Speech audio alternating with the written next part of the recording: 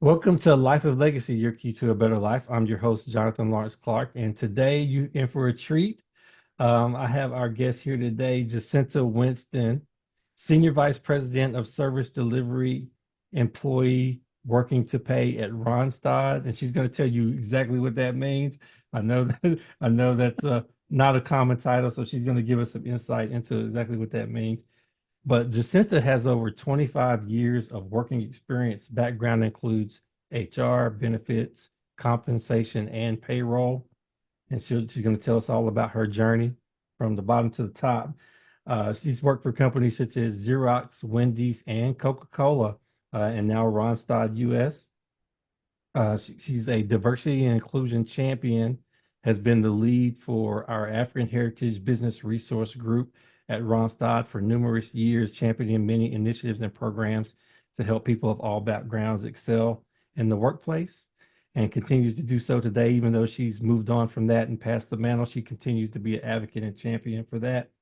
And not only that, she's a proud wife and mom, sports mom, and so she's going to also tell us how she does it all. Like, how do you manage to be a SVP and do all the things that are required of you as a leader in a large global organization like Randstad, but then also take care of your needs of your family and your own needs. How do you balance all that? So that's going to be part of our topic today as well.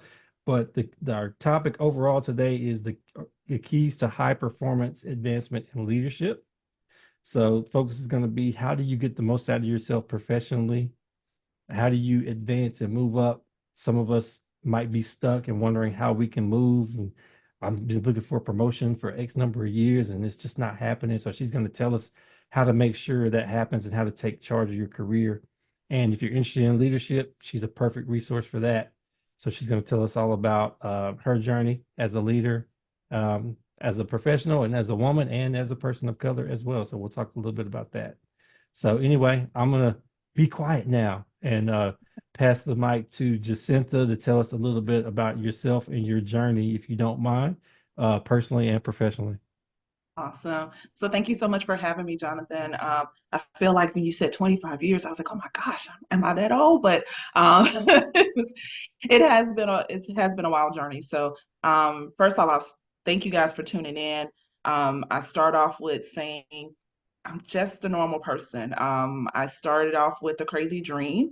Started off in a small town in Mississippi where really SVP of service delivery and EW to pay or employee working to pay was never in my dreams because I didn't even know what it was. And you're probably sitting there saying, I still don't know what it is. But I've learned over the years, it's not so much what you're called, but what you do.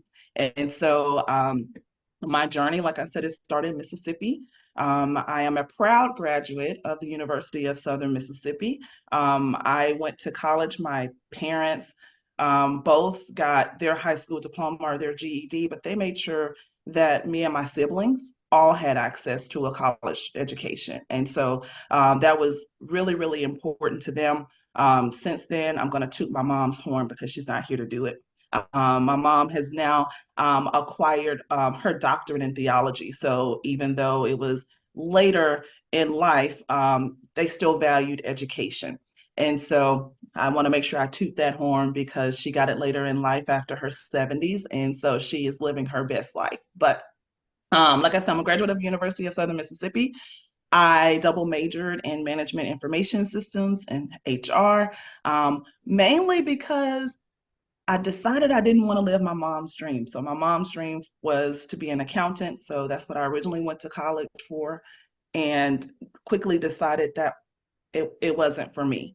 And so sometimes we try to live our parents' dreams and you got to really be firm enough to say, that's not what I want to do. So anyway, I started off as a personnel clerk at a correctional facility.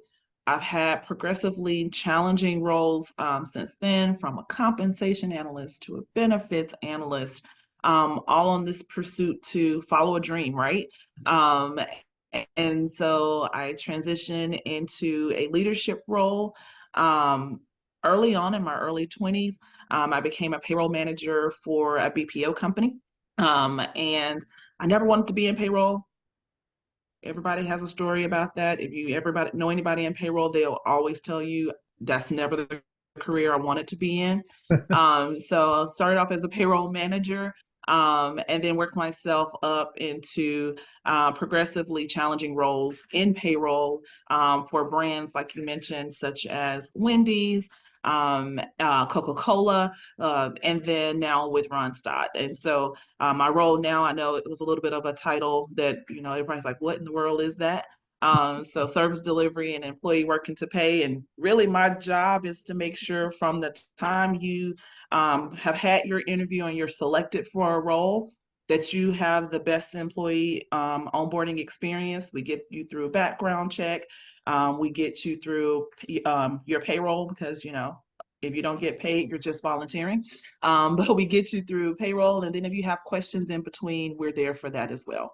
So that is my crazy journey. Of course, there's lots of things along the way and lots of stops, but I'm sitting here now, just kind of really just relishing in the ride. Yeah. Okay. Okay. So thanks for giving us that high level overview of your journey, and I'm going to dig more into that and kind of pull out some nuggets that we can share with the audience because I know you have a lot to share from your career experience and your journey. And just knowing you personally, I know you're somebody that prides yourself on development in terms of being a leader that encourages the development of your team members. So I'd like to talk a little bit about that as we go because a big part of our topic today is high performance. And then how does that translate into advancement? And what are the keys to advancement? And if somebody's interested in leadership, what are the keys to that as well? So we'll get on all those topics today. But first, before I get into the high performance part, I wanted to ask you, payroll is an interesting field. Does it give you fulfillment? Because a big part of what people have a challenge with professionally is they end up doing work that really doesn't move them or doesn't seem to have a sense of meaning, right? Can you have meaning in your work? Do you?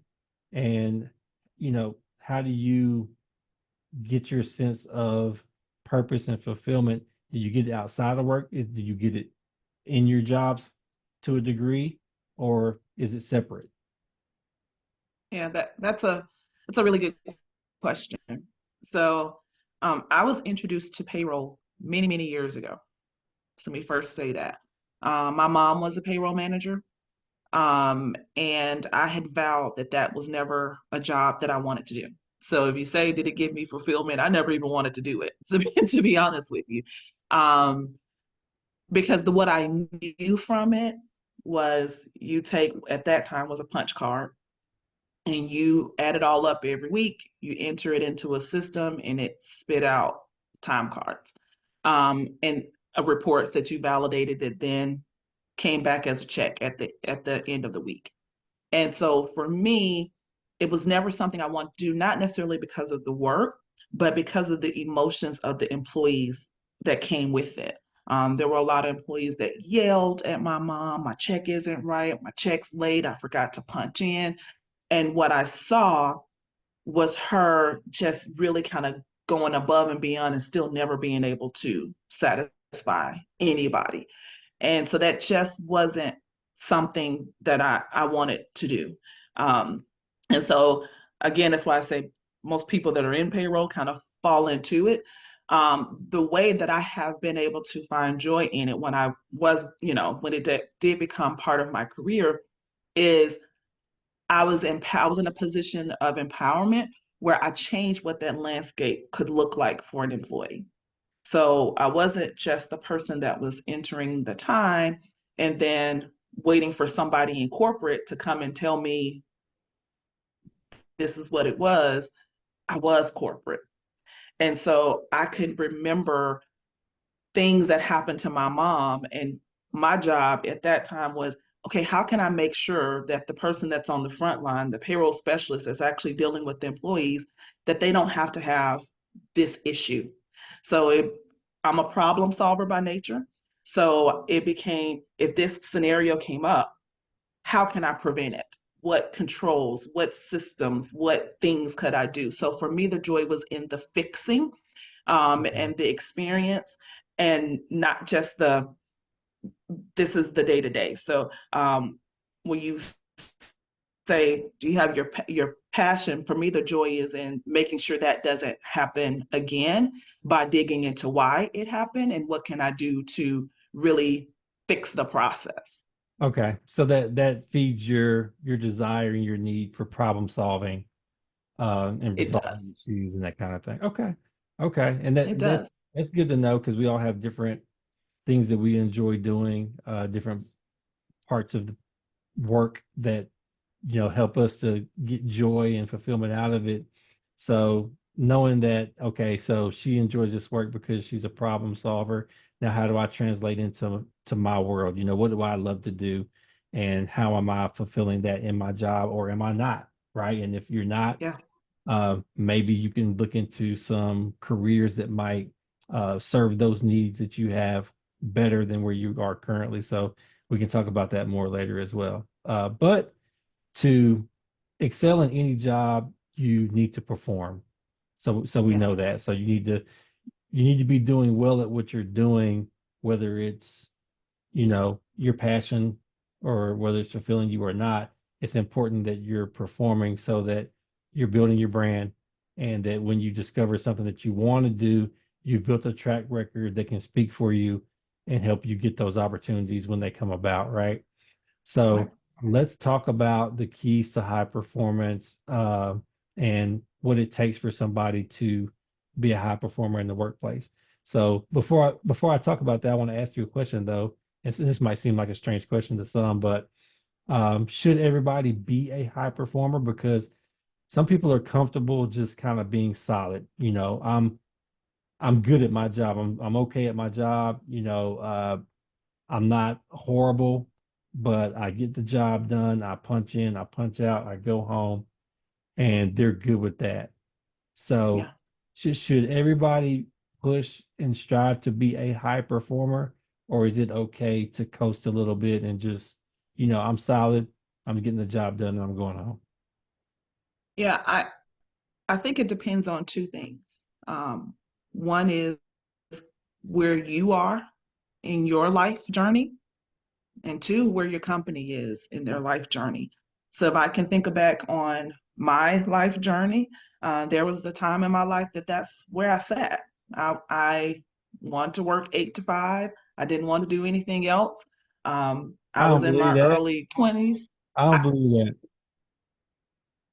I was in my early 20s and I was about getting the ring. That's all I wanted. I wanted to be the wife. I wanted to be I wanted to sit at home, and eventually my goal was to be a stay-at-home mom with the kids, and like that was my Wow. thing. Um Knowing you now, and so I would never I think that. Knowing you now, I would never think that, but I'm going to take your word for it. look, I can go you can go ask the husband now, but that's but that was my thing, right? It was I'm here from 8 to 5. You're gonna get all of me 8 to 5, but as soon as 5 o'clock hits, I'm out the door and I'm doing other things. But in that point in my life, high performance wasn't something that was high, right? It wasn't high on my list. And so that's the first thing, is you got to make sure it's high on your list to be a high performer. We don't talk about it a lot, but sometimes people are caregivers. I've been that in my life's journey. You're a Yeah. caregiver, mental health challenges, being pulled in different directions in terms of changing what you think you want to do in life. And all of that sometimes fuels into, I'm just here for this check because I have other things that are more important. So I think there is points in your journey where you'll just be a solid performer versus high performance, right? Um, and then your company, right? So if you're with a very stable company, at that point in my life when I was a very solid performer, I was employed for what's now Xerox, but I was a BPO provider, and our company was Delta Airlines. I knew there was no way in the world I was ever going to lose my job because it was Delta Airlines. And I knew it was a very stable company. And so if you've got a company that's in a period of stability, they've got a very solid, financial records, then you may be able to take those liberties. But if you are hearing the board, the CEO, they're changing the strategy or they're changing how they deliver, that is not the time for you to put it in cruise control. That Mm, is not the time for you to say, oh, well, I know they're going to always be here. They're going to always need me, because they are trying to get a different result. And so either you're trying to get a different result or they're trying to get a different result. So if one of those two factors change, then that's not the time for you to be just a solid clock in, clock out employee. That is the time for you to be the high performer, um, because you need the job. I mean, I hate to be that way, but if yeah. you have not built your nest egg, Hmm. and we can talk about that financially, but if you haven't built your nest egg, then you got to make sure you still have that source of income. But you know what? When you make that point, though, what you're saying is it's important for you to keep up with what's going on with the company. And not everybody even has that mindset. Like some people are really laser focused, head down. I'm doing my job and I'm going home. They don't keep up with what's going on with the company from a high level perspective, right? And so you wouldn't Yeah, even that yeah, person wouldn't even be aware of those type of things and make those connections and connect the dots. So what I'm also hearing is it's important to be aware of what's going on with your company on a larger scale and how that impacts your situation. absolutely. If I may, I remember when I was going to Wendy's, right? So I was recruited. I was a headhunter reached out to me. And the first thing I did, because I had learned by this time in my career, is I researched the company. And a lot of times when we go for interviews, we are so focused on how we present ourselves Hmm. that we don't look at what the company is seeking to accomplish or what's going on in the news with them. And so when I researched them, I found that they had just had a divestiture. So they had just broken with Arby's. So it was Wendy's Arby's group, and they had just split, and Wendy's was becoming their own kind of separate entity again. What was more important to me is that the new CEO they had lived in Ohio, and he was from their Ohio offices. So I had all this information and I went to the interview and I said, "Hey, what's your vision? Where is the company going in the next couple of years? I see you just hired a CEO. It's back in your home base in Ohio. What does that mean for your Atlanta office? Are you changing?" And so I came equipped with those types of questions, because if you break off a company, that's going to be new goals. And we got top financials. No, we don't plan to relocate. We just signed an extended lease on this building. This is where we know we're going. And so you have to have that dialogue, and you have to realize that their financials directly impact your financials. Hmm. If they're not making money, then they're not going to have the money to give you. If they're strategically changing, then you need to know downstream how that's going to impact you, and more importantly, what's your role in that transition. Are you going to be a builder to help them make that transition, or are you just going to wait for them to come tap you on your shoulder and say, things have changed and we no longer need you? Okay. Okay. Yeah, no, that's a good perspective and great points there to make. So let me ask you this too. If we do like a cost benefit analysis, because we're talking about high performance versus just kind of Mhm. being solid, right? Yeah. Um, what are the consequences of not being a high performer? Like, what are you potentially giving up by coasting or by not pushing yourself to become a high performer? Yeah. So I'll first say you got to define high performance for you. So, and make sure that that aligns with your leader. So for me, a lot of people always think that I'm looking for someone that puts in all these extra hours, and that if I email them, they respond within 2 minutes. That's not high performance for me. For me, high performance is I give you a problem, may not have any kind of structure to it, but this is a business problem we're trying to solve. And we can have a conversation about the possibility of how to solve it. So you're coming to the table, you're thinking it through, you're using facts and data to have an intelligent conversation on how we solve a business problem. So that's the first thing is you got to know what high performance means to your organization and if it's something you even want. Okay. If you're giving that up, the day and age that we sit in with AI and with technology advancements and outsourcing, you're handing over your destiny to someone else. So the what you're losing out on is I'm not going to know, I'm no longer going to say, this is what I want for my life or for my career.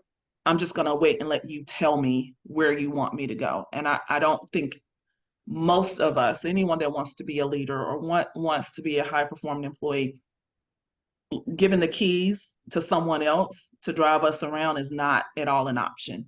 We want to be in the driver's seat. We want to take our career in the way we want it to go.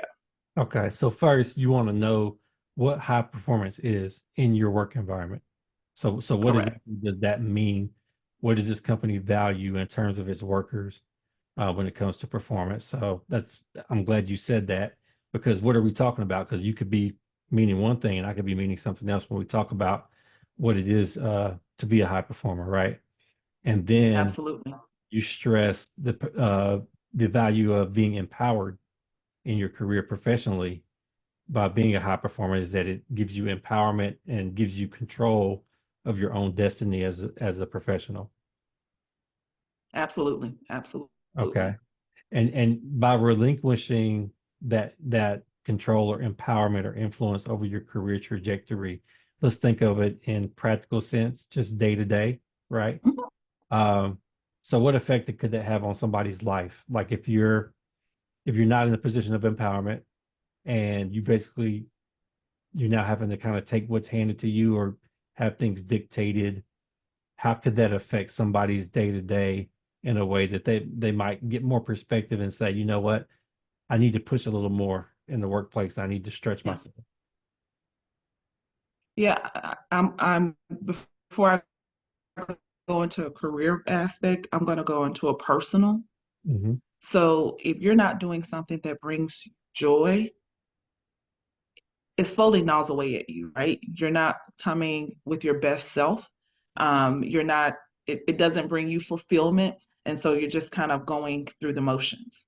Okay. Um, and that never feels good to anyone. I have seen and experienced just a sense of depression, a sense of lost. I don't know. It's like the groundhog effect. I wake up every day and I do the same things, but I don't have joy about what I'm doing. So from a personal, it really kind of it puts a gloom on you when you're just kind of not empowered and don't know what you're supposed to do.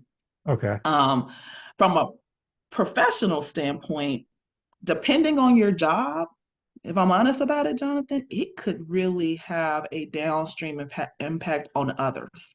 If you're in a safety related job, I know the bulk of my career has been in payroll.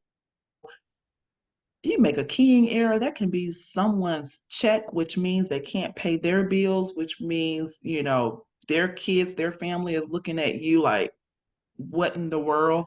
So it makes you more prone to errors that everything isn't fixable. I know we like to say everything is fixable, but sometimes things aren't fixable.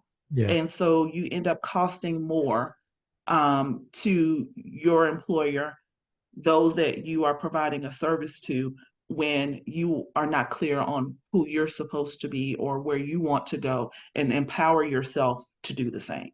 Okay. So I'm hearing not being empowered in your career, it kind of puts a cloud from a personal Yeah, standpoint. It's hard to get through your work days if you're just kind of getting by.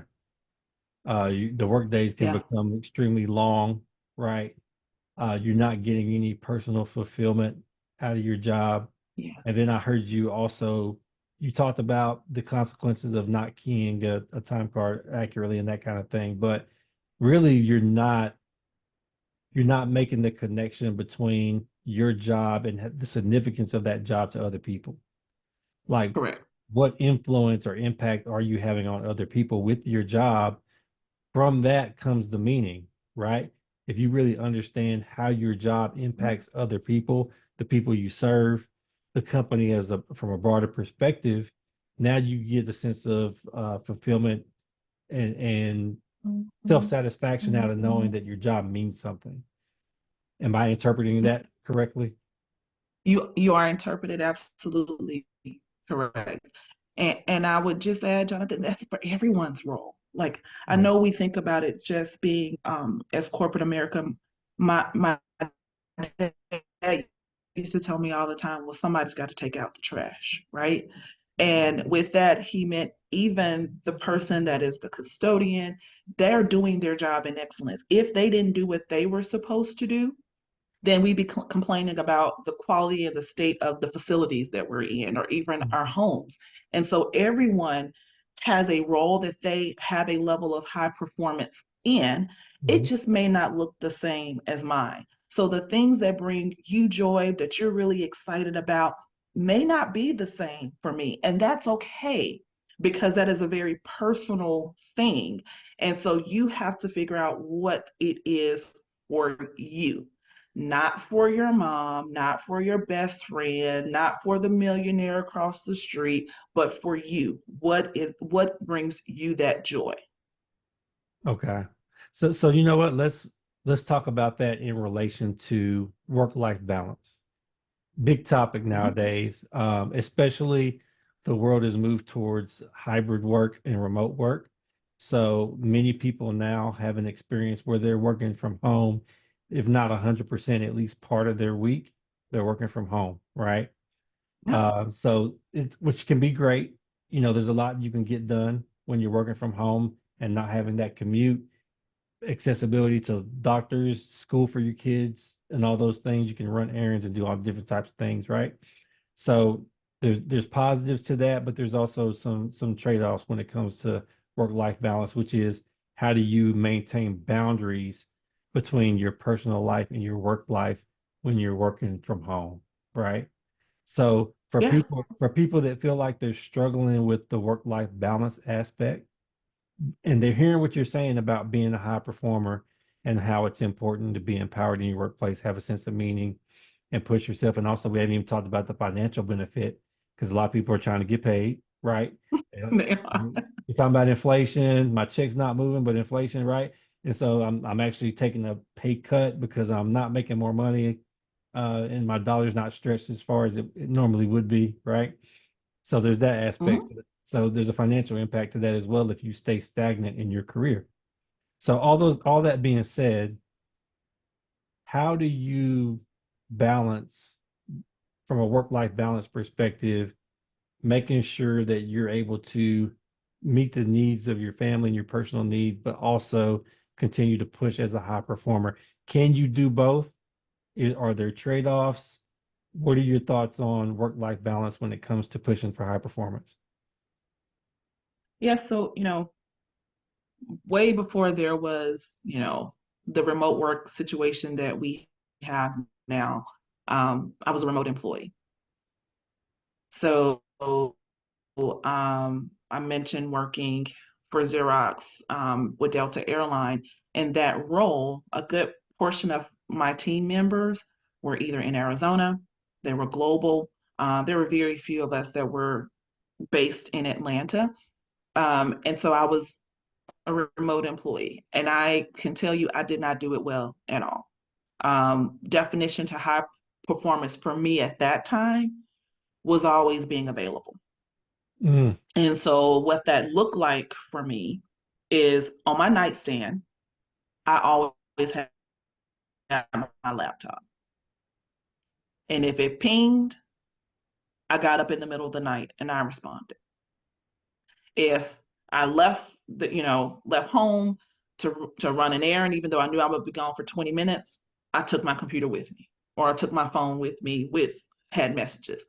And for me, I was always wired. It was very tense for me. mhm. Like it was Edgy. I can't even explain it, but I feel like I couldn't relax and be a just Jacinta. Yeah. So I didn't do it well at all. And I don't know if you ever been in that situation, Jonathan, where you just like always, you know, always No, no, on, I but have it no was very idea what you're difficult. talking about, Jacinta. Yeah, It was very hard. yeah, no, So I get it. I get it. No, a lot of people are going through that. I've experienced that as well, if I'm being transparent. yeah. We're here to be open. But yeah, no, a lot of people relate exactly what you're talking about, that tenseness and always being on edge, because you can't Yes. just relax, step away, unplug, recharge, and not worry about it. You always feel like when's something going to pop up, right? Yes, yes. Yeah. And I always felt as if I don't respond right away, my boss is going to think I'm not working. And so for me, it was, well, what if they were watching my computer and they didn't see me respond within 5 minutes? Hmm. Then, oh my gosh, I'm gonna be, they're gonna start. That's the only measurement to know what I'm doing. So I didn't do it well at all. So if I think about this evolution of, some people didn't get this experience until COVID. You're really right in this 4 years later of learning the things that I had to learn years ago. But what that looks like for me now, and I really try to stress this to my leaders that report into me, is I am more concerned with your work product than you sitting, behind the computer 20 minutes solid just responding to email. And that comes with a level of maturity, right? So if you know you got a new employee, that you may not be able to extend that to them. But at the end of the day, what you see on the videos, we all watch the videos, right? That show people at the grocery store with their computer and living their best life on vacations, um, and working. That work-life balance with it has to you have to define what that looks like and make sure it aligns with your company, with aligns with your professional goals, and really how you want to be, what your brand is. So for me, at this juncture in my career, what it looks like for me is every morning I'm walking my son to the school bus. That's important to me. Now I can very well send him out the door and say, I'm on a call, don't talk to me. Um, but he's not going to remember that. The things he's going to remember is mom walked me to the school bus. She was available for me. And so that is important to me. So I make sure my calendar is blocked off for 10, it's 10 minutes. It doesn't take very long to make that balance, but I make sure I do that. Then I'm working. And this is new for me. So Jonathan, you know me, so this is very new for me, is I have started blocking off an hour for lunch. I never did that. Bravo. Never. But what I do with that hour is I try to go do something physical. So I'll go take a walk through the neighborhood. I'll go do some kind of meditation or something. Because what I found out that in stressful roles like mine, I started interviewing, I don't want to say interviewing, started asking a lot of other leaders that were higher than me. They all had an outlet from a physical standpoint to kind of unwind. And I said, well, I don't know how to make time to do that. So I carved off an hour. I go take a walk. I find myself re-energized. I find myself the way that I interact with others Yeah. is much more calmer. Um, I show up as a better person for my kids because it used to be by the end of the workday they come home, they want to talk, and I'm just like, oh, I don't want to talk to anybody else for like 20 minutes. I don't have that um, anymore. So that's um, kind of one of the things that I will tell you, even as you grow in your career, find time to do something for you. So taking the hour for me is important. Then I block off my calendar for another 15 minutes in the afternoon. Actually, it's 30 minutes now. And I go pick my son up from the bus stop. And for that 30 minutes, I just we have a snack. He tells me about his day, and then he's ready to go play. He doesn't need a long, drawn out thing, but that was important to me. Um, as a child, I grew up with, I went to a sitter until my parents got off work at 6 or 7 o'clock at night. Then I came home and it was take a shower, get in the bed for the next day. And I'm not mad at them. So if they happen to see this, I'm not mad at you at all. I understand those were the things that you did to provide for our family. But it was a different thing that was important to me for work-life balance. And so I have the time with him, then I get back on and I check email. And then when I log off for the day, I log off. Now, there are times when I have to log back in. And what I really try to make a point of is if I've got to send an email to somebody that's on my team, I try to schedule it to deliver for the next day. And the reason why that's important for me is because as a leader, what employees do is what employees see. Okay. And if they see me in my role always being on, always emailing, always doing this, then they equate that to how they're going to be successful. I see. Okay. Yeah, that makes a lot So of that sense. stress that I'm feeling, I'm passing on to them. And I don't want them to do that. Yeah, leading by example and Yeah, no, setting the tone that your time is your time. You don't have to be on all the time in order to be a high performer. correct, correct. And there was a time, Jonathan, where my kids are 7 and 11 now. And I can remember when I was up for promotions, being told by my leader at the time, she's not there anymore. Well, I know that's not something you're interested in right now because you have kids. And it was almost like she was giving a reason why she wouldn't, promote me. And I said, and so I finally had a conversation. I said, am I not performing? Because if I'm not performing, that's a conversation I can handle. But it feels like to me you are saying it's because I have a family why you won't move me forward. Doing everything right. And I said, okay, well, leave my family out of it. Talk to me, employee to leader, and tell me what you need to see differently from me. Now that was a bold move, I will tell you. And it was a scary move, but it was a conversation I felt was important that needed to happen. I don't like anybody saying my family is the reason why things aren't going the way that I would want them to go in my career. Because hands down, if you give me a choice, my career or my family, I'm going to choose my family every single time. And so sometimes you got to have those conversations if you feel like that, hey, the way your work-life balance needs to look, it's holding you back. Um, Yeah, but and I again, think that was my story. Don't know if everybody's the same way. yeah, no, but what I like is you again back to empowerment, right? You operated from a position of empowerment by asking that question, right? Yeah, And some people would be afraid to do that. Some people would think that was quite bold to put that out there that way, but that was information you needed to know, right? To ensure that you were yeah, doing what you needed to do in order to achieve your career goals, that they were clear on yeah, your priorities and how you were prioritizing your personal life with your work life, and that you were still going to get the job done and not to stereotype you based on being a mom or being a family woman, right?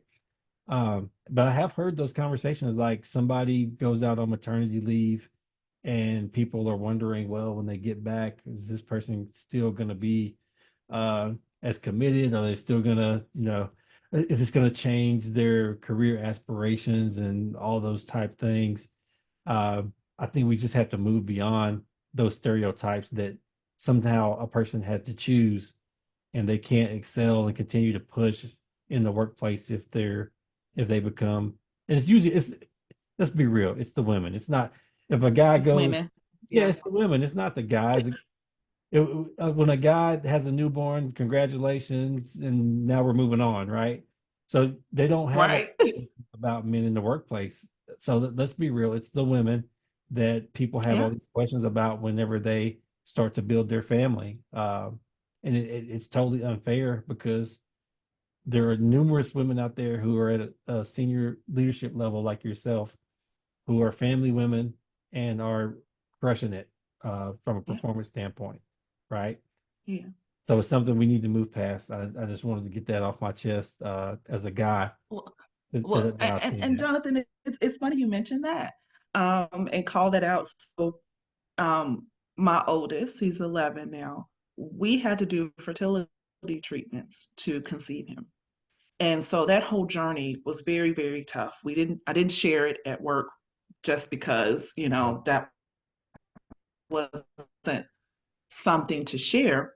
But my experience carrying him and my youngest were very different. So for this one, for my oldest, I had just started with this company. It's with Coca-Cola, and my stress levels were a lot different. Like, I mean, it's Coca-Cola, so but my stress level was different, and I felt I had the freedom to just be a mom and have the balance. With my youngest, I was up for a promotion, and I knew I was up for a promotion. And I was told if I was successful with this project, I would be promoted after the end of the project. The project came with a lot of travel. Now, I don't recommend this. So I'm gonna say that as a disclaimer. Jacinta does not recommend this. But at the time, I knew that if I told them I was pregnant, I would be removed from the project. So for the first 6 months of my pregnancy, I hid my pregnancy. I wore shapewear every single day to work so that they did not know.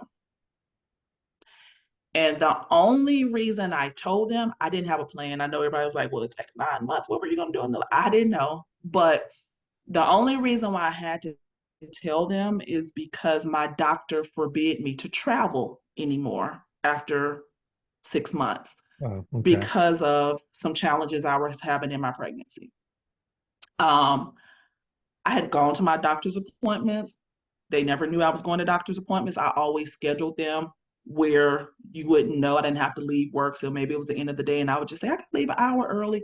So it was a lot of things that I did to conceal my pregnancy. Like I said, I was 6 months pregnant before I finally told them because I couldn't travel. And then when I shared it, it became well, why didn't you say anything? We would have moved you from a different project. And I said, that's exactly why I didn't tell you. Yeah. You were making decisions for me instead of looking at the quality of my work. So just 5 minutes ago, when you didn't know that I was pregnant, everything was fine. We covered the project, we were on deadline, we were making progress. But now you're telling me if you knew I was pregnant, you wouldn't have given me the opportunity to do this project. Yeah. And so it was tough. Um, I had him, had healthy baby, had some challenges myself. So I took my full 12 weeks. And I say that because sometimes as moms, we don't take the full 12 weeks for FMLA. But I had some challenges. So I took my full 12 weeks. And the last 6 weeks of my leave, my boss called me every single week to ask me, was I coming back? Every Wow. week. And I eventually just asked the question. I said, is something going on that I don't know about? Do I even have a job to come back to? Because if I don't have a job to come back to, just tell me. Don't keep calling me every week to ask that question because it's adding stress that I really don't need. I'm trying to recover myself. Yeah. And so, no, no, no, don't worry about it. Don't worry about it. Um, when I did come back, I found out there had been a layoff. So, of course, immediately I think, I'm impacted. Um, but it actually ended up being she was impacted um, as a result of it. But it was as moms, as moms that are still having their families or building their families, it can be a really tough place to be in. Can I You can I, have to make can I some interject decisions with a that you may not question? have made. Mhm. So you said she was impacted. So the boss that was asking you if you were coming back every week for the last 6 weeks of your leave was a woman? Yes. Okay. And Interesting. had family of her own. So whereas the first one was not married, didn't have kids, this one was married, had kids. I was just really baffled. I, I it it put me in a different place, but in a different place for the positive, in that um, I made up in my mind financially that I was not going to be dependent on a check every single biweekly or whatever it came. Um, so I didn't have lifestyle creep or anything else. I was like, we're gonna buckle down and we're gonna save. And we still do that to today. We have a year's worth of our income that's saved. And I know that seems, like a big stretch for a lot of people. But when you're in that situation, when someone's asking you every single week if you're coming back, if you've been in a situation where I have been in where um, you got a severance package, never expected to be severed from somewhere, then you have to change where your level of comfort is so that you can move differently in the space that you're in. Okay. Okay. And I'm gonna tie this back to because we were talking about work-life balance and how you can Mhm. be a high performer and still have work-life balance. So you were sharing a lot of tips there for things that you Yeah, learned on setting boundaries, right? And making sure yeah. you make time for family and being willing to draw the line, right? Which again, operating from a position of empowerment. A lot Mhm. of people don't feel like they can operate from a position of empowerment, I think, because they kind of, I really need this job. They wonder how people might react to them drawing the Yeah, line and setting the boundaries and those kind of things, right? yeah. So that being said, as you look back on your career journey, because you've gone, start entry level all the way up to senior level leadership, right? As you look back, you, I know you have an awareness of boundaries and how to make sure you maintain balance now. And you set the example for your team, but not everybody has a leader like that. So, is it expected, right, that you're going to work long hours, answer the calls when you're on PTO? Is that a season that somebody should expect to go through for a period of time if they want to reach your level of success? Is that kind of part of the package? Or is there a way to get there and not have to go through that? I don't think it's a requirement, but again, that goes back to the company that you're working for and how effective you are at managing your time. Okay. There may be seasons, right? If you're on a project that has a deadline that you didn't get it at the time it's there, or if there's a period of time when maybe someone has exited the organization that was on your team and you need to kind of rally things together. But I don't equate time, so hours, with how high performance. I think I said, before, it's the output. So if I can, from a high performer for me, if I can give you a task and normally takes someone 10 hours to do it, but you look at this problem and say, oh, I wonder if I do it this and this and this way, and you get the same result, and you've cut the performance time or the work time down by 20%, 25%, then that's high performance for me. It's not just taking the work as I give you, but looking at the work as I give you and finding a way to optimize it. Okay. Um, and for me, that's the division line. And I think a lot of people struggle if we've had people on our team, and I still have people on the team today that they've been in their entry level role for 20 plus years. And when I asked the question, hey, do you want to go to a higher role? And they were like, yeah, but I've been here and they never promoted me. And I said, okay, well, did you ask why? Well, no, I didn't ask why. And so then I have conversations about competencies, which we don't often talk about, right? So we talk about the work you're doing, but we don't talk about how you're doing it. And so when we couple that together and say it's not just the output I'm giving, but how I am doing it, then it changes it from being long hours to how I approach the work. Am I a problem solver? Am I a problem creator? Am I an innovator, or am I just the one that is taking the innovation and employing it? So you're teaching me the innovation. Am I one that's thinking strategically on, I hear this in the news, I understand this is going to impact this portion of my job. Am I already thinking of how we can recession proof this portion of the job? So it is, I think when we talk about high performance, it's not just taking the job description and the 5 tasks that we're putting there, but also looking down at those competencies and looking at the role that you desire and say, hey, do I have the juice in me to perform at this higher level? Okay. So looking at yourself differently in terms of not being someone who's just going to do what's in the job description and check the boxes and be a doer, but moving toward strategic thinking and how to expand your impact on the Yeah. business, on your team, improve efficiencies, and then which ironically creates more time for you. Like if you figure Yes. if you figure out how to get your job done more efficiently and effectively, you have more time for other things.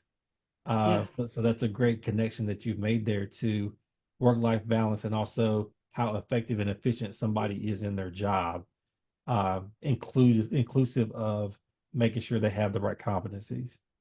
Yes. Yes. Okay. And being clear on what those are, um,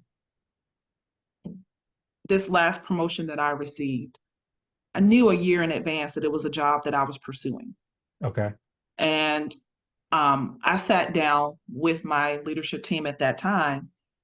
This was a bit bold, so this isn't going to always happen. But I sat down with them and I said, "Hey guys, a year from now, I want to be in a position where I can be promoted to senior vice president."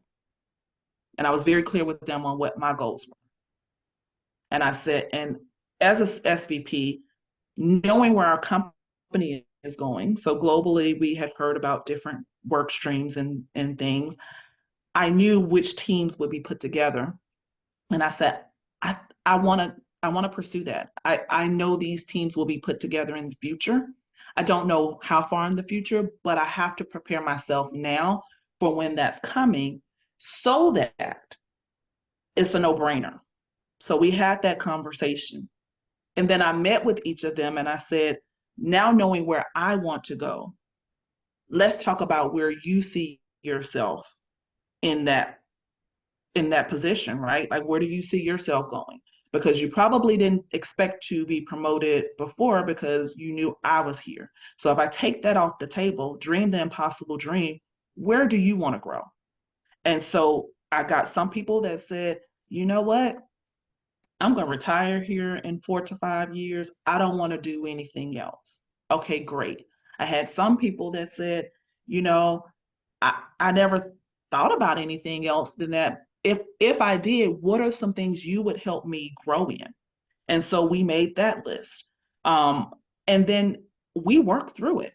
And I told them, I said, all 6 of you won't be going. At some point, you may become the peer of your, I mean, you may become the direct report of your peer.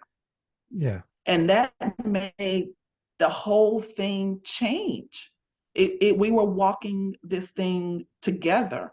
And it became, okay, well, I know I even had one person come to me and say, they're better for me than for this job than I am because they can do A, B, and C. And I haven't perfected that yet. And it's going to take me longer to perfect that. And you really need that in a leader.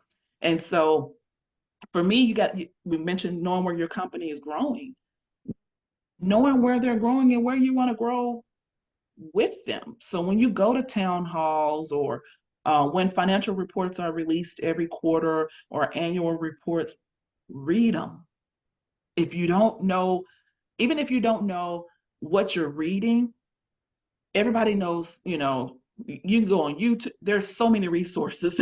There's so many things on Google and everything else that you can just say, help me understand what this number is. If you don't know what EBITDA is, if you don't know what personnel costs are, all of those things, read them. And most of them come with a cover sheet that tells you how the financial analyst has reviewed the financial health of the company. But know what that is. If you have a change in leadership or you've got a town hall and they're talking about different strategies, listen, ask questions if there's an opportunity to ask questions. But more importantly, ask those of your leader. Hey, I heard this on the town hall. What does this mean? And then I would be remiss if I didn't say this just because of my job, payroll and screening, is watch the news.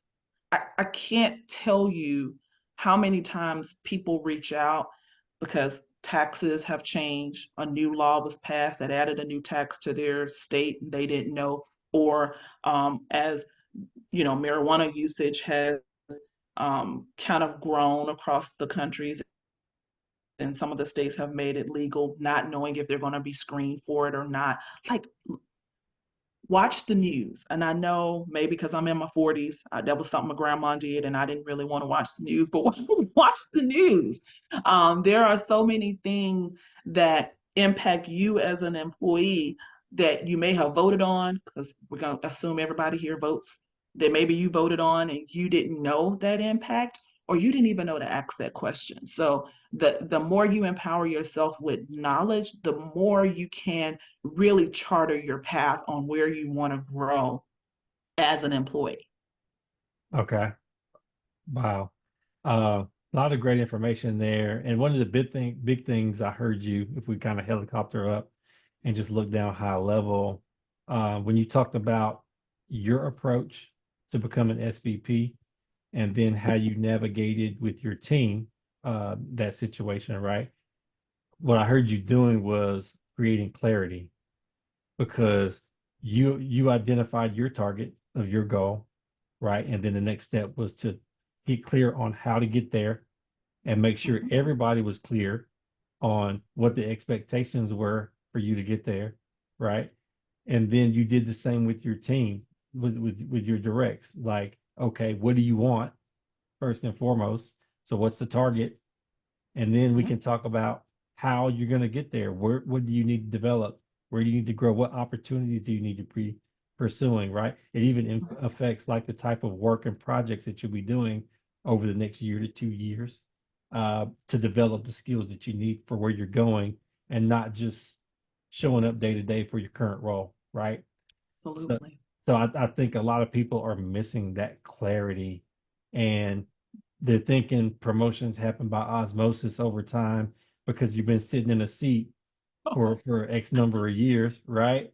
Right. Some people have the expectation like, okay, I've been doing this job for X number of years. Where's my promotion? Does not work Yeah. like that. And it works less and less like that the further up the chain you go, right? Absolutely. Absolutely. If it were that easy, everybody would do it, right?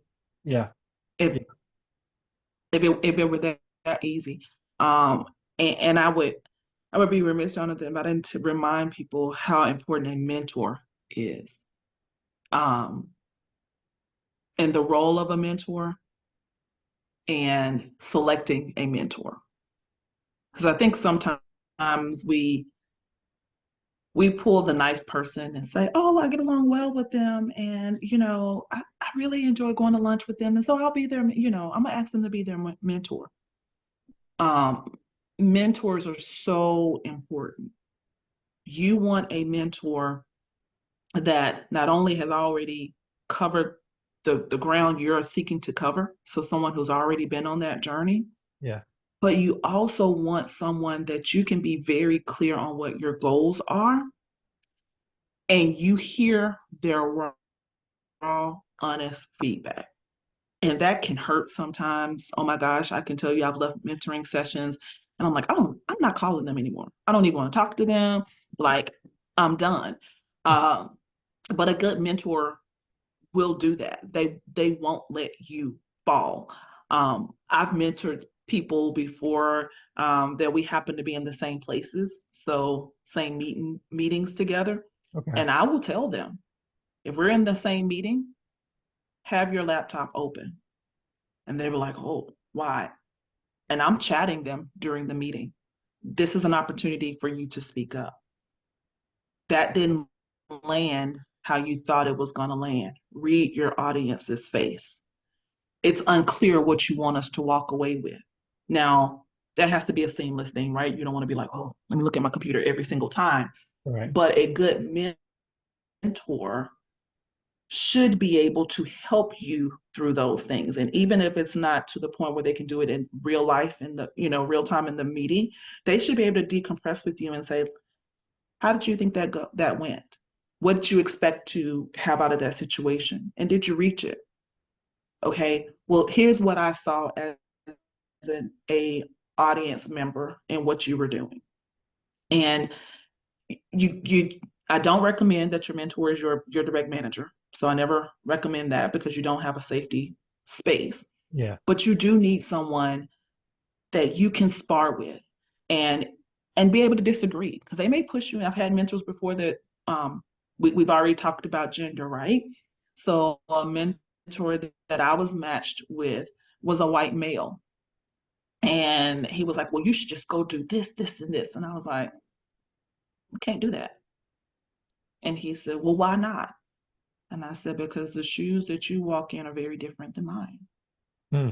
As a Black female, I cannot go in as aggressively as you're telling me to do it without it coming across as me being angry.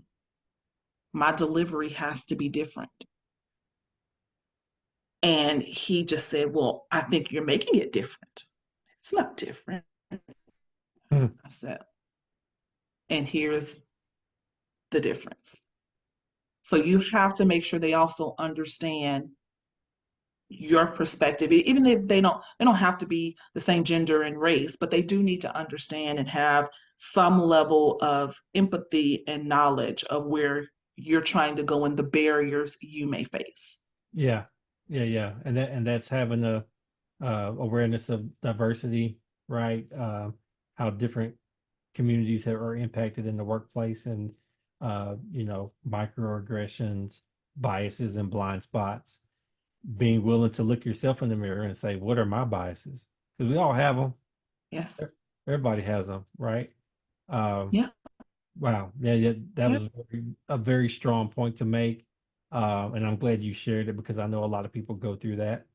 And knowing that you've been through it too, from your level and that you've had to navigate that, I think resonates with a lot of people. So, and thanks for touching on mentorship. Uh, I didn't realize we were going to end up going there, but one of my next questions was going to be some of the keys, your top three to five things a person could do to become a high performer, and I'm kind of pulling them out of what you've already said because you've talked about empowerment, operating from a position of empowerment, not being just a doer, being a strategic thinker, paying attention and watch the news. uh, Yeah. connect the dots, know what's going on in your company, know what's going on in the world that impacts your profession and your business, laws that are changing, right? So just being inquisitive, leaning in, absorbing information, all that requires a very proactive mindset. And Yes.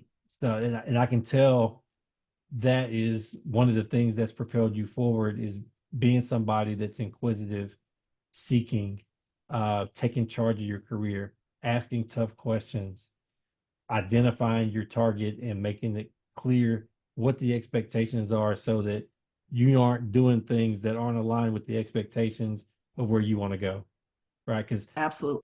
a lot of people probably spinning their wheels, like they're busting their behinds, and they think just because they're working hard that it's going to end up at the destination they're looking for, but they might be working hard on the wrong stuff. Yeah. Yeah. Yeah, Yeah. Build the skills, not the role. Skills are transferable. yeah, If you're pigeonholed to this is the next step I'm supposed to go to, then you're limiting the possibilities of who you could become. So take the skills. That's what you want to focus on building. Um, you pulled the three, but I'm going to add one. Um, if you happen to be in a family situation like I am, and my career has continued to grow, even as after marriage and kids, is have that conversation with your family as well as where your career and where you want to grow. Um, so my husband and I are both leaders, but we sit down and we talk about how do you want to grow in your career this year. And so there are some years where I have, like this year happens to be one where I was promoted at the beginning of this year. So we knew that I wasn't going to be looking to grow to another level this year. So this year we're focused on him and his growth and him going to the next level. And okay, so we have those discussions. And okay, if I'm growing in this space, then that means I may have to do X amount of projects or whatever. And yeah, we balance off who's responsible for what things. We talk to our children, they're old enough now to know, but we talk to our children, hey, daddy's going to pursue this or mommy's going to pursue this year. So we need you guys to do X. So it may be, hey, maybe you have to go to after school a couple of days this week because I'll need to be doing these things and wrap it up. And so, as much as it is your career journey, it's also, like I said, your life journey. It's the family journey. Early on, as I was growing, I had to tell my siblings, "Hey, I may not be able to make it to all holidays this year because I'm in payroll." And I don't want my team to feel like they can't take off because their leader is always off. And so yeah, I would swap holidays. They could go as a specialist, as an analyst, they could go be with their family. I was the one keying the time cards. Yes, I'm the manager, but it was important for me that they were there for their families as well. And so I just had that conversation. I can't be at every holiday because I may be doing these different things. So whatever your support system is, make sure they know too.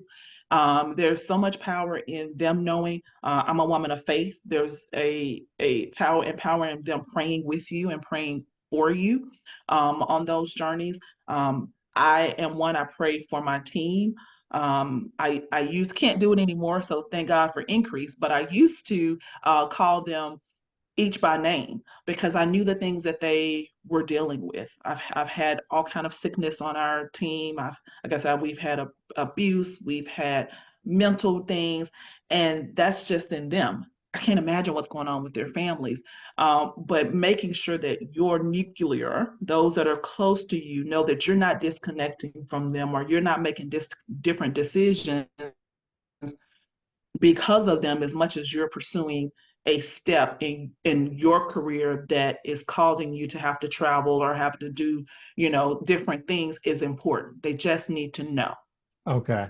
So again, moving from work to home, having conversations, setting expectations, creating clarity in the home about, hey, I'm going through a season where I might have to do this, I might have to do that. I might not be present during holidays. I might have to work on these days and those kind of things. So you can game plan for what that Yes. means for the family, and everybody's clear so that people don't feel like they're being neglected or that it's personal. So again, proactive even in your personal life when it comes to your career. You know what? It seems like, because we talked about work-life balance, it seems like rather than it being kind of a hard line and saying, hey, I work from 9 to 5, then I'm off and it's family time, right?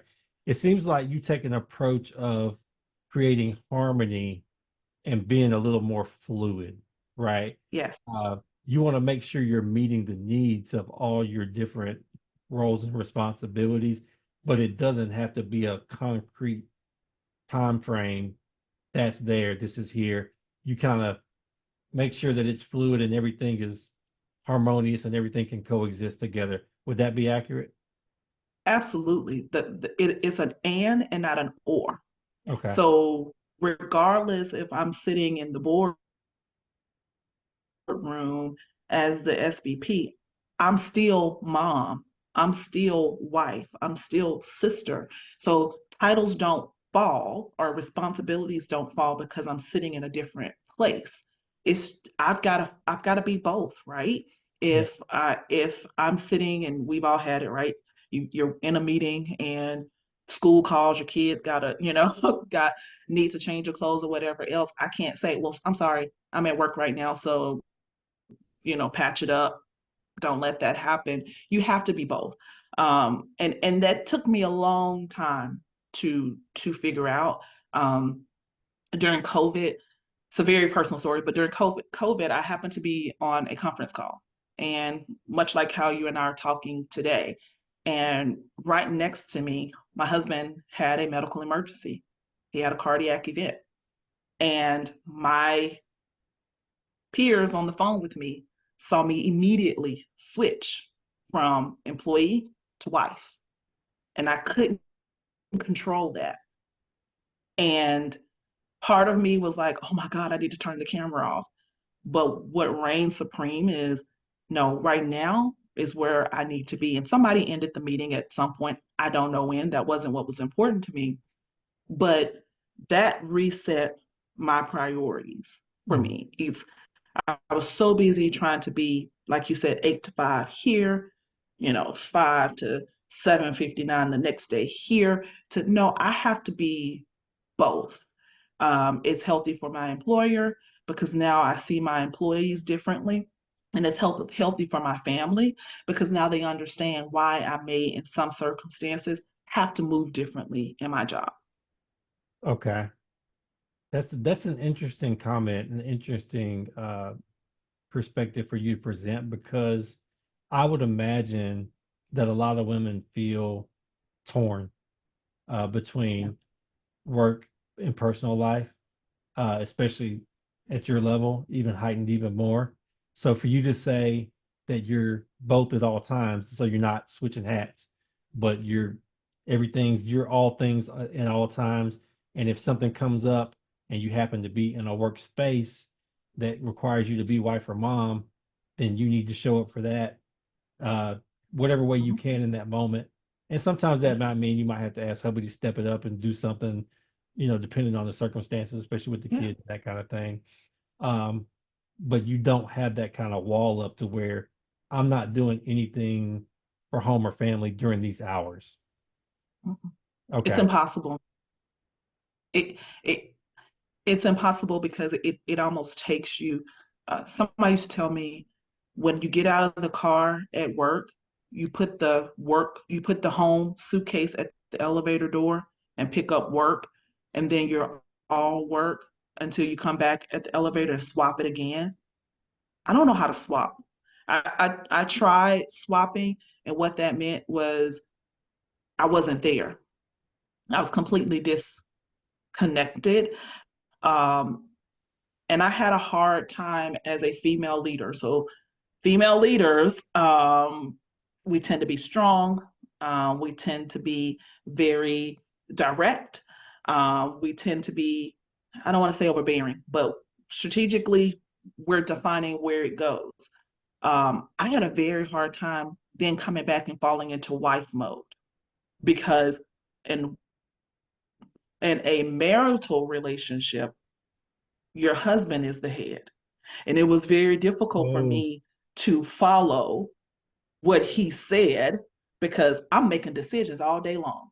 And you don't tell me what to do because at work, what I say goes.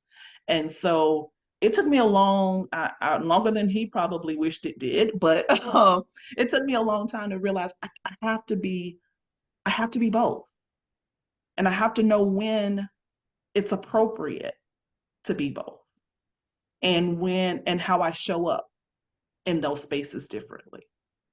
Interesting. So Interesting. And that's for some people, that's probably a controversial topic and statement because uh, there are some people that still believe in the family structure that the guy is the head in the home, and some people believe, hey, it's a partnership. There's no gender roles when it comes to leadership in the home. I know there's some different beliefs on that, but based on your belief structure, you've learned how to navigate that between work and home and not come home and be the boss lady, to come home and be the yes, wife and mom.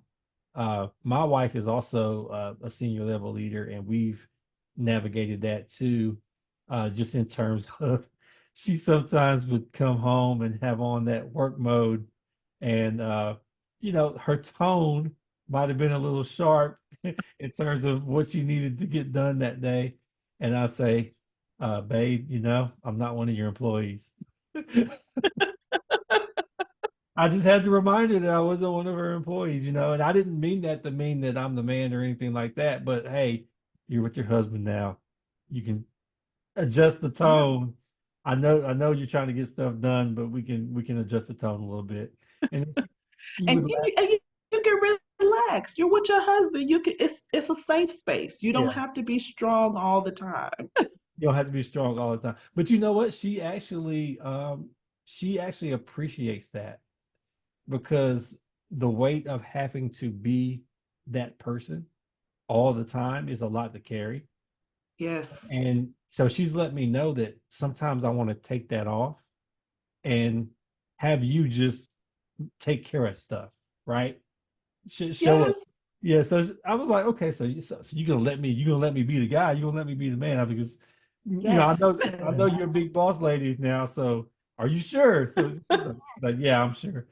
So now we're clear with Did- each other on what she needs from me and when she needs me to step up and be assertive and give her a chance to just release and not worry so much. So that just takes communication between partners and just having the same expectations of what each Yeah. person needs from each other, regardless of whether you think who you think is the head. I know some of you women might be out there and be like, I'm the head. Okay. If that works for you and your partner, I'm not here to judge. Uh, you just have to be on one accord, whatever it is. Look, I am very look.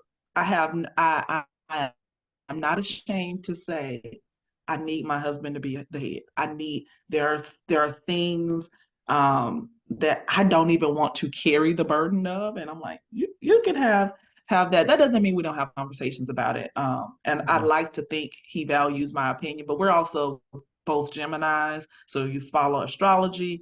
We we both bump heads, like our birthdays are a day apart. So we we also bump heads, but it is not it is not knocked down, fall out, drag out. It is just, oh, that's a different perspective. I didn't think of it that way. But I very much enjoy ending my workday cooking dinner for my family. I know everybody was like, oh, you should I don't have a maid. That doesn't I'm the one cleaning and washing the clothes and everything else. But those are the things that inherently are the roles that I feel as a wife and mom I wanted to do. Doesn't mean he doesn't do it if he doesn't need to step in, but those are things that it makes me feel like I am giving a service to my family, which is more important to me, that they see me as I'm the only girl in the house. I want them to see me as mom and wife. And if I want to take a liberty to say, oh, can you lift that for me, because I can't do it on my own, I want them to be able to do that too. I Now you probably got could, but Jacinta, you're setting the bar kind of high now because you said SVP coming home, cooking dinner. Now, there are women out there that said, I'm I do. SVP. You can forget that dinner part. We're gonna do takeout, or we're gonna go to the restaurant. But if you think I got time to come home and cook after I've been working all day, you have another thing coming. So I know some people have that thought process, but hats off to you for being able to come home and do those things and being willing to still do those things after a difficult job that you have in the daytime. Part of that, Jonathan, is I'm frugal, so I'm not gonna pass that hat. We talked about lifestyle creep. I no, I'm very frugal, and I enjoy being able to extend a dollar. So let me also put that out there. So let me ask you this too, because and I'm sharing this from my perspective, because so you talked about liking your husband to be able to take the lead on things, right? So Mhm. I know my wife, she might let me take the lead on some things and let me take initiative, but if I'm not doing it right, then she might snatch it back. Do you do that? I have tried really hard not to snatch it back, but I will encourage. I would say, well, do you think there's a different way you could do that? Um, Now, if that doesn't work, then I may go in the background and get it done. But I try really hard not to. And again, that comes from many years. We've been married for 18 years, together for 24. That comes from many years of just knowing your partner and knowing, what's important to them and how they wish to show up in the relationship. So Yeah, yeah, that's fun. Well, listen, shout out to all the rock star look, professional women that are holding it down at home with the husband and kids. We love y'all. Couldn't do it without you. So shout out to you all and thanks for everything.